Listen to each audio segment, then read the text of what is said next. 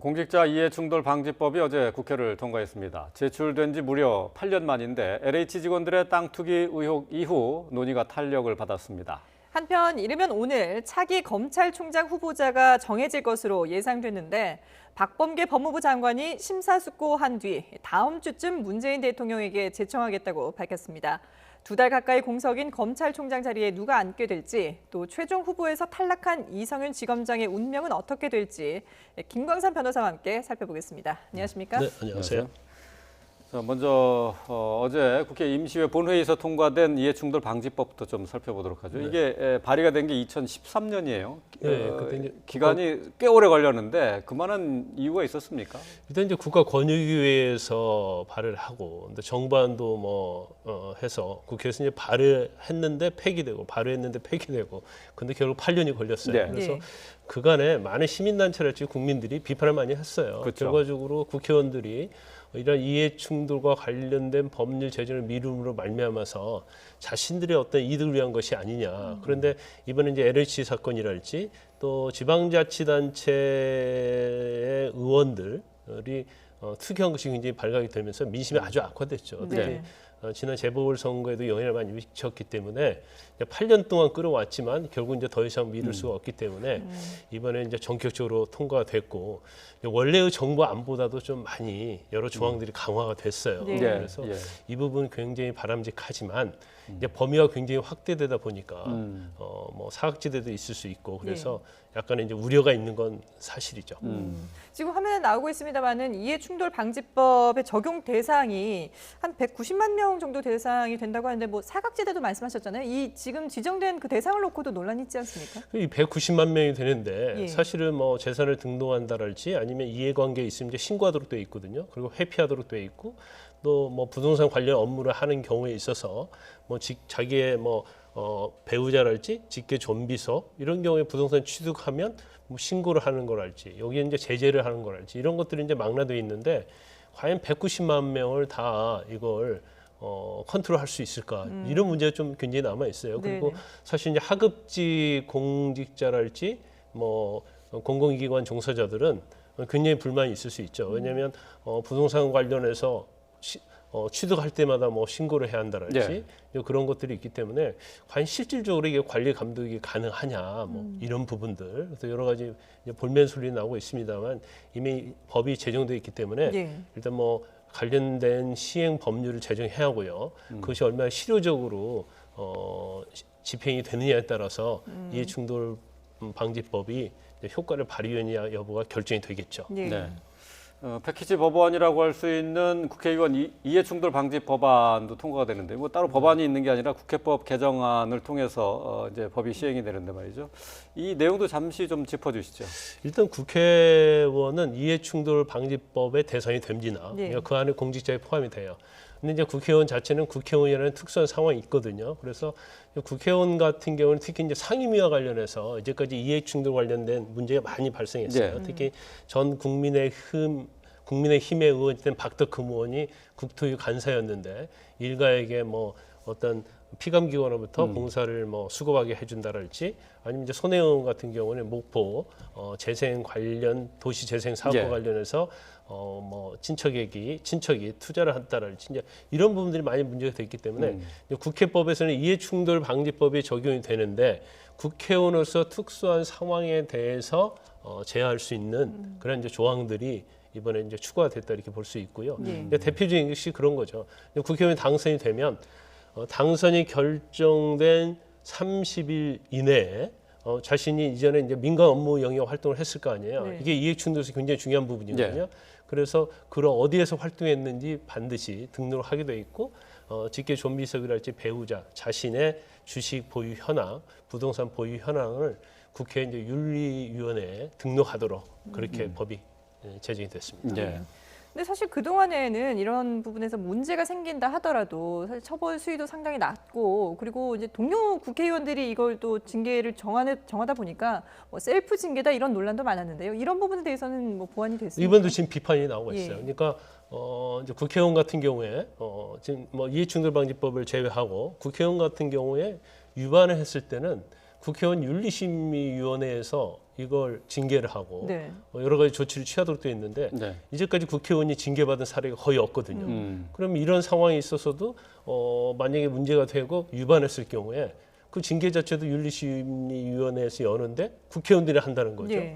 그러면 결국 솜방망이 아니면 위야무에 넘어가는 경우가 많이 있을 것이다. 그래서 시민단체나 그런 데서 그런 걸 제안하죠. 이번 법 개정 때 사실은 독립된 기구를 만들어야 한다는 거예요. 그래서 징계랄지 그런 거에 대해서 어떻게 보면 굉장히 외압으로부터 벗어나고 국회의원들에게 대해서 제재할 수 있는 그런 위원회를 만들어야 하는데 이것들이 사실은 이번 국회 법 개정에서 논의가 되지 않았죠. 그래서 네.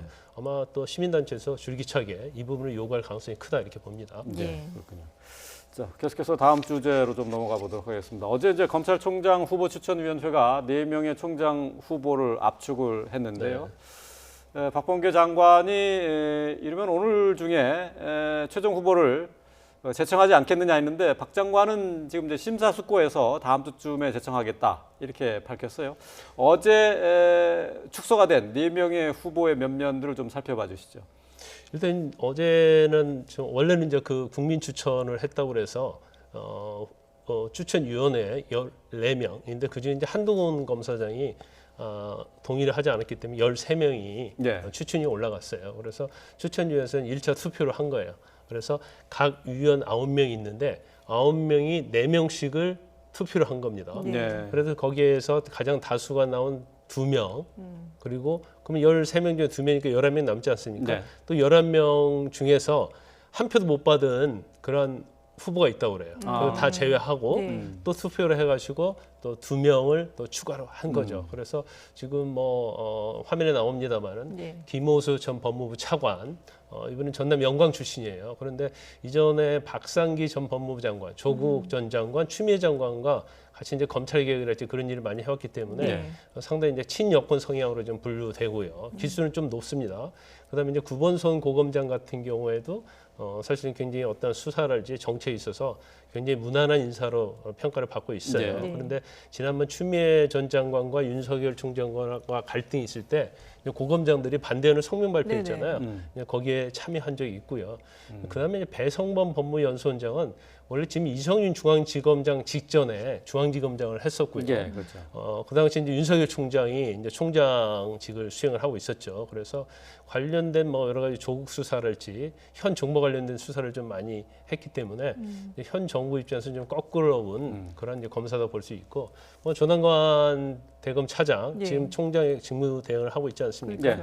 이제 참여정부에서 특별감찰반장도 지내고요. 현 정부가 상당히 코드가 맞는 그런 검사로 알려져 있죠. 그런데 지난번 추미애 장관하고 윤석열 총장 간의 갈등이 있을 때 그때 재고를 해달라고 그렇게 하면서 여러 가지 좀 갈등이 있었고요. 네. 그다음에 최근에 박범계 장관이 한명수과 관련된 검사 유증 사건에 대해서도 회의를 하라고 했는데 그때 고검장들을 같이 회의에 참석하게 해서 불기소 결정한 사례가 있습니다. 네. 그래서 네. 조남관 차장 검사 같은 경우에는 이번에 이제 추미애 전 장관과 윤석열 총장 간의 전 총장과 갈등이 있을 때 본인이 역할을 상당히 하고 존재감을 발휘를 했어요. 그래서 검찰 내에서는 굉장히 신망이 높은 그런 검사다고 볼 수 있는 거죠. 예. 예, 그렇군요.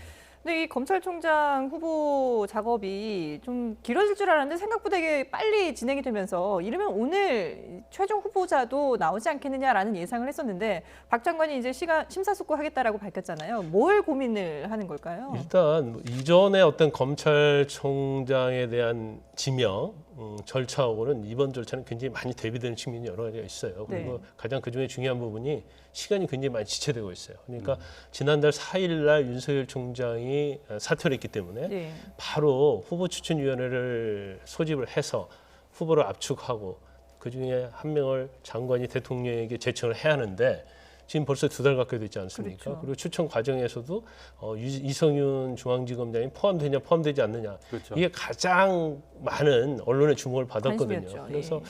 어제 4명 정도를 장관에게 추천을 했기 때문에 어제 아니면 오늘 네. 정도 이제 그전에 관례에 비춰보면 말이죠. 대통령에게 제청을 할 거라고 했는데 굉장히 고민을 많이 하고 있는 것 같아요. 그래서 누굴 제청을 해서 임명을 할 것인가에 대해서 그 이유는 여러 가지가 있지만 예. 이제는 검찰총장들과 다른 측면은 저는 이제 윤석열 전 총장과 관련된 현 정부의 여권의 트라우마가 좀 있거든요. 예. 그래서 만에 하나 이 중에서 임명을 하게 돼서 또 같은 일이 반복이 되면 네. 사실은 여권이나 청와대 입장은 굉장히 곤혹스럽기 때문에 아마 이 부분을 가장 고민을 많이 하고 있을 가능성이 크다. 네. 그러면 제가 아까 말씀드린 것처럼 지금 4명 중에서 굉장히 개성이 강하고 이제 특성이 있는 그런 후보자들이거든요. 그래서 어떤 후보자를 제청을 해야지 현 여권이나 청와대 입장에서 검찰 관계를 정립하고 또 국민의 눈높이도 맞을까 이런 부분을 고민을 많이 하고 있다 이렇게 볼 수 있는 거죠. 네. 어제 그러니까 말씀하신 것처럼 사실 그 관심은 이성윤 서울중앙지검장이 후보군에 오르느냐 이 부분이었는데 말이죠. 어제 뭐 그렇게 시민추천위원회에서 그렇게 주목을 끌지 못했었던 것 같아요. 근데 어제 추천위원들이 회의 들어가기 전에 이제 언론 인터뷰를 했잖아요. 그런데 거기에서 노골적으로 특히 이제 대한변협 회장 이정엽 회장 같은 경우에는 편향된 인사는 안 된다. 또 검찰로부터 신망을 받지 않는 검사는 안 된다는 취지로 예. 얘기했었어요. 그래서 그건 어느 정도 예측이 됐고요. 1차, 2차 아까 말씀드린 것처럼 내부에서 투표를 했는데 결국 이제 2차 투표 안에도 들지 못한 거죠. 그런데 아마 내부에서 일부는 어제 이제 4명 추천했잖아요. 1명 정도는 더 추가하자 했는데 이제 나머지가 반대한 것으로 알고 있고 아마 가장 추천인들이 걱정했던 이유 중에 하나가 지금 수원에서 지난번 김학의 불법 출금과 관련해서 네. 이제 피의자로 입건돼서 수사하고 있고 기소될 가능성이 크다 이런 네네. 언론 보도가 있잖아요. 근데 만약에 기소가 돼버리면 검찰총장이 법원에 계속적으로 참석을 해야 하는 이제 그런 모양새 그리고 청문회 과정에 있어서 굉장히 논란이 많이 될 거예요. 그래서 이러한 부분들이 상당히 영향을 미치지 않았나 싶습니다. 그렇군요.